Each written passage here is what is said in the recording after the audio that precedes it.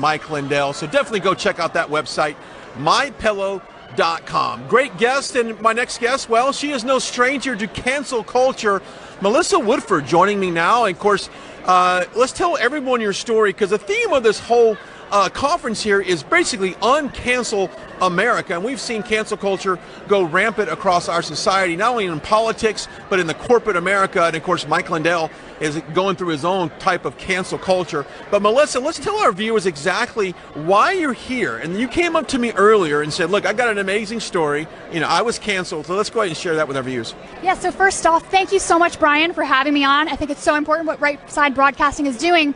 I was a journalism student at the University of Central Florida, and what happened was my professor, knowing that I was an outspoken conservative, looked at all of us in the class and said, I want everyone to show initiative except for her. Except for her, because they knew you were conservative. That's Is that right. Okay, so how did you deal with that? For one thing, being singled out in front of your entire class. Like, how did you handle that? Sure. So walking it back a little bit, the first day of class, we talked a little bit about the New York abortion law, which was recently passed it was back in 2019, and they said that we were going to ban abortion all the way, or we wanted abortion to be legal, all the way up to the late term abortions. And so all of my classmates were saying that they loved this bill, and I thought maybe I'll just say something against the flow. And I said, and you did. And I did. And when I did, it was not anything major, but he told me after class, Melissa, I want you to come up to my office. I want to see you. And so he said, can I speak with you? Is there anything personal going on in your life that I could address with you? So it was a chilling effect. From that point on, it set the tone for the rest of the class.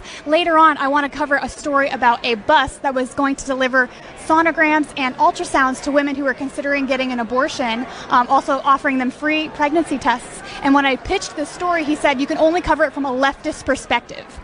So I wasn't allowed to. And that is coming from academia, and that's something we've seen in our society. You're better off just taking your money for college and just throwing it out the window, because if you invest in some of these colleges, they come home with this leftist ideology that they hate America. So the only thing I learned at college was how to deal with my crazy liberal professors and how to find parking. There you go. Okay, so that is a cancel culture in college, but let's move on to, you worked for a large media outlet. Yes. We won't really say who it is at this point, but you got even canceled there. Let's talk about that. The environment there was not quite as bad as the college campus, but I was trying to pitch stories about President Donald Trump at the time, and they did not want me to cover stories about him because they knew where I sort of came from politically. They didn't want me to pitch any stories that involved politics at all, so they reduced my beat to just simple stories about flooding or local traffic incidences.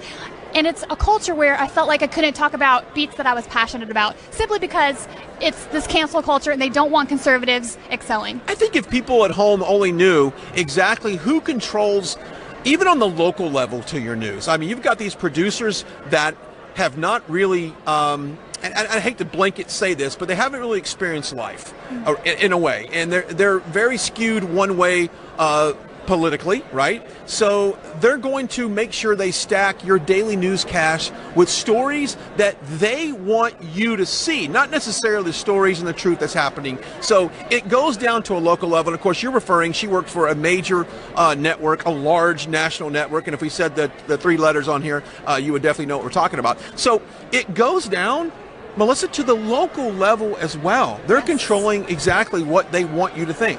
Exactly. I couldn't agree more. We are facing something that we've never seen in decades of American history. If we don't speak up now, we're not going to have the freedom to communicate. And my mother, she was just taken off Facebook. We're seeing this shadow banning. We're seeing this shutdown like never before. We need to use our voice to encourage others to speak up while we still can. Absolutely. And of course, we've seen quite a bit of people, on the corporate America side, Mike Lindell being one of them. Right. And of course, the gentleman that owns the Goya beans, they had a little spike in sales if they tried to boycott him. So we're seeing it across America, corporate America, the mass media, really trying to shut people down. Now, the theme here is Uncancel America. What's one of the biggest things you're looking to take away from Cpac 2021, and maybe some of the speakers you're looking forward to seeing as well? Well, definitely I could speak to that. So some of the speakers I'm excited about are seeing Governor Kristi Noem, Ben Carson, also Ron DeSantis. So grateful for the way he's allowed our country, the state of Florida, to remain open during this time.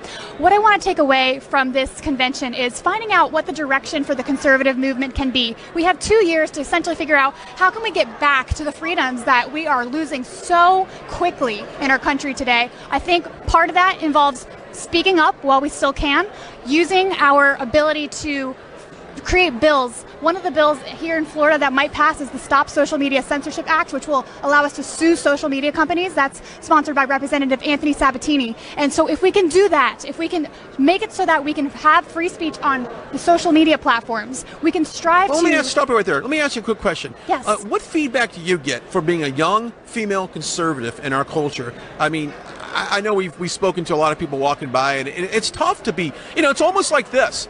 It's tougher in 2021 to come out as a conservative than it was back in 20 years ago to come out as a gay male. I'm just saying, like, the pressure now is more, it's more impactful to come out and say, I'm a white conservative male in 2021.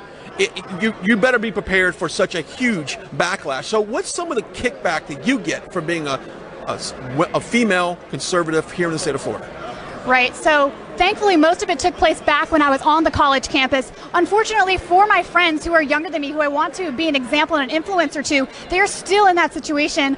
I wouldn't say I've experienced it as much right now because I work for a Christian legal firm, by God's grace. But back for my friends still in college, I want to encourage them to connect with political clubs that are like-minded, where they can feel like they have that community.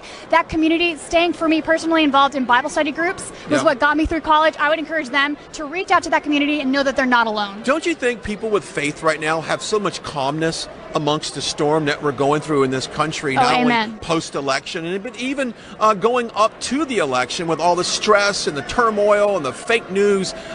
It seems like if you're biblically grounded, you can weather this storm, because with God, you can get through anything. For sure. I'm a born-again Christian. That is what I relied on to get me through harder times in college, and I could definitely encourage anybody else who's struggling with that same thing. That is what will be your anchor, which will get you through the storm, and I encourage you to look to that. Well, let's talk about President Trump in the last 4 years of his accomplishments, and let us know where you're watching us from right now. Tag your hometown, tag a friend, share this broadcast, and let everybody know that Right Side Broadcasting Network is at Cpac 2021, and we will have full coverage not only of all the speakers inside, but of course as we get people that walking around, and even staying to the tradition of Right Side Broadcasting, we even have a crowd cam that we can see everybody who's walking by. Dr. Cordy Williams is right over there. You can see him on the crowd cam, and so come on by if you're in the area and jump on the crowd cam, because we are known for showing the crowds. Okay, let's talk about the last 4 years of President Trump and what has been, in your opinion, some of the greatest accomplishments that this president was able to get accomplished. Yes. President Trump is one of the most pro-life presidents we've ever had. He wanted law and order. He wanted to make sure we protected our southern borders. He made sure that we had great trade deals with other countries. Protecting us from China was one of his top priorities. I think the way he espoused conservative principles was something I wasn't quite expecting, but as his presidency went on, he started to embrace more things like the traditional family, and I think that he was a figurehead that espoused those things and helped our country kind of reorient ourselves around those goals, and I think we need to get back to that even if he's not our president for these next 4 years. It's interesting because when he first put his name in the hat and he came down that escalator, he wasn't my first choice for the president, to be honest with you. I was a Texas guy. I was Ted Cruz for a while until that didn't work out. And then I realized that Donald Trump was the greatest pro-life president in American history. He was the most pro-America president. Also instituted conservative justices on the Supreme Court. He did exactly. And it was funny. He had promises made, promises kept. And that was one of the things that he did. The border wall. Big concern, of course, if you live in the southwest region of the United States. I live in Texas, Arizona, New Mexico, California. The border wall is very important to those people. Right, definitely. I know that you have popular news sources, you have people like the lead in The Mandalorian who said things like, we are comparing the Holocaust to the southern border, and that wasn't even the southern border, that was the Palestinian West Bank. And recently Gina Carano was fired from that Mandalorian show, and he wasn't.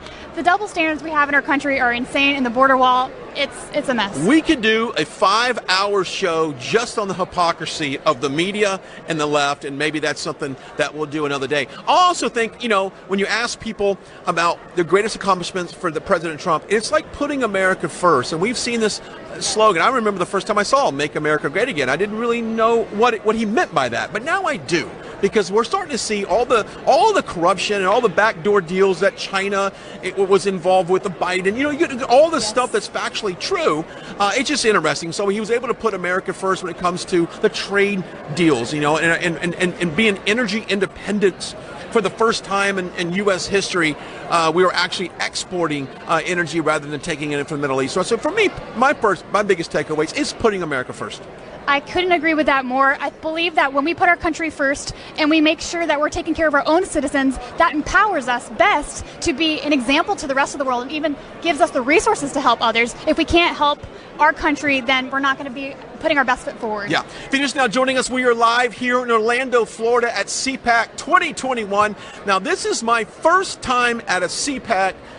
So I'm just taking it all in. As you can get a shot of the crowd cam just above me, a lot of people walking by. Of course, we've got all the pretty much major networks that are here for the most part, which is nice to see. But it really does give you a snapshot of the impact that the conservative movement has here in this country and how much it is needed right now amongst the storm that we're in. So please tag yourself, share this broadcast, let us know what you want to see from us as well. And we'll have all the speakers. Now, obviously, Donald Trump was a late add to the speaker, and of course, he took precedence over everything else that was being viewed, as far as speaker-wise. But that's great. I'm looking forward to seeing him. Yes, I'm so excited to see former President Trump. I'd say that I misspeak all the time with that. I still call him President Trump. I think one of the things people are most excited about is to see whether he will announce his re-election campaign in 2024. That will make a huge impact on where we're going as the Conservative Party, as the Republican Party. People are all wondering. I think people are all wanting to stay tuned for that. Could you imagine if he just hints for a second that he is going to even think about running in 2024. This place, which I've been told, we're going to have an estimate of about 3,500 people in attendance. So it's a pretty good crowd, but obviously this is a huge venue. They had to scale it down because of safety precautions. But this place will probably light up NASA in space with the enthusiasm if he even hints around at a presidency run in 2024. That is so true. I know just recently Dan Bongino was talking about what it will look like if Cpac announces that Trump is running for president again. He thinks that definitely Trump will. We'll see. I think we're going to have to stay tuned to find out. But I think this whole place will be electrifying. And all of the major left-leaning news outlets are going to have to cover it because they're still so addicted to President Trump. They are so addicted to that man. Before we finish up, social media handles for you, Melissa, that people can stay in touch with what you're doing? Conservative Shout Out. I have a YouTube channel as well as an Instagram. Please follow me there. I'm trying to get the message out. All the stories I wanted to tell in college, that's where I'm putting my stories. There you go. And of course, we rely on donations by you, the viewers. So please go to our website, rsbnetwork.com/donate. rsbnetwork.com/donate. It takes a lot to get us around the country. I'll be in Texas after this. Liz is going to California to cover some things. So if you could please help us out, whatever amount that's good for you, whatever you're comfortable with, rsbnetwork.com/donate. And then we have, I know you have a MyPillow, and if you don't, I'm going to put one on your bed, right? Yes, for sure. Okay, well, our partner Mike Lindell is a great guy. He is a patriot. Who knows? Maybe we'll see him here at Cpac. So you can go to his website at mypillow.com, and you can click away. We've got a great video to check out. I'll send it back to the studio, mypillow.com. It's just the American spirit.